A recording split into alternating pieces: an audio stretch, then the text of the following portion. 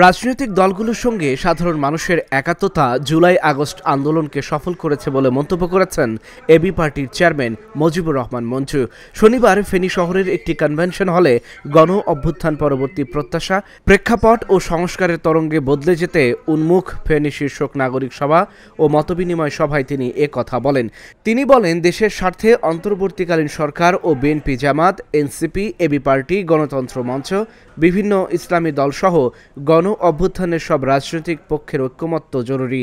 ঐক্যের ভিত্তিতে ফ্যাসিবাদের বিচার, রাষ্ট্রীয় সংস্কার, আইনশৃঙ্খলার উন্নতির মাধ্যমে একটি অবাধ ও সুষ্ঠু নির্বাচন নিশ্চিত করতে না পারলে অভ্যুত্থানের স্বপ্ন ব্যর্থতায় পর্যবসিত হবে। জুলাই আগস্টে যে ঐক্যটা ছিল সে ঐক্যটা এখন নাই। আমরা দেখি যে একটা বিজয় যখন হয়, বিজয় হয়ে যাওয়ার পরে বিজয়ে কে কি ভূমিকা রাখছে এটা নিয়ে একটা দ্বন্দ্ব তৈরি হয়।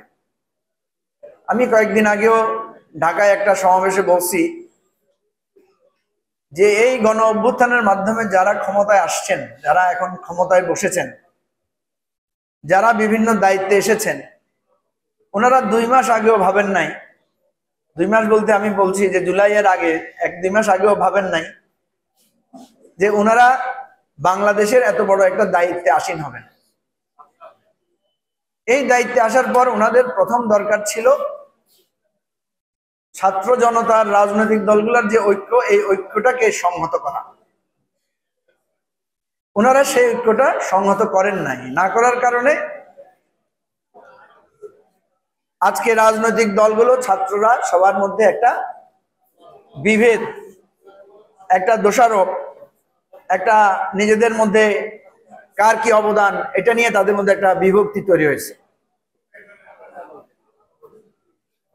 এই বিভক্তিটা এখন কিভাবে দূর করা যায়, বা আমরা আগামী দিনের আমাদের যে স্বপ্ন, যে দেশটাকে আমরা আর আগের জায়গায় ফিরাই নেব না, আগের যে রাজনীতি, অর্থাৎ এক দল আসলে আরেক দল নাই, যে দল ক্ষমতায় আসে সেই দল সবকিছু দখল করে, যেই দল প্রভাব বিস্তার করে বাকি সবাই দ্বিতীয় শ্রেণীর নাগরিকে পরিণত হয়। এই যে পুরানো রাজনীতি, দোষারোপের রাজনীতি, এই জিনিসটা আমরা যাতে আর ফিরে না আসে, এটাই ছিল আমাদের স্বপ্ন।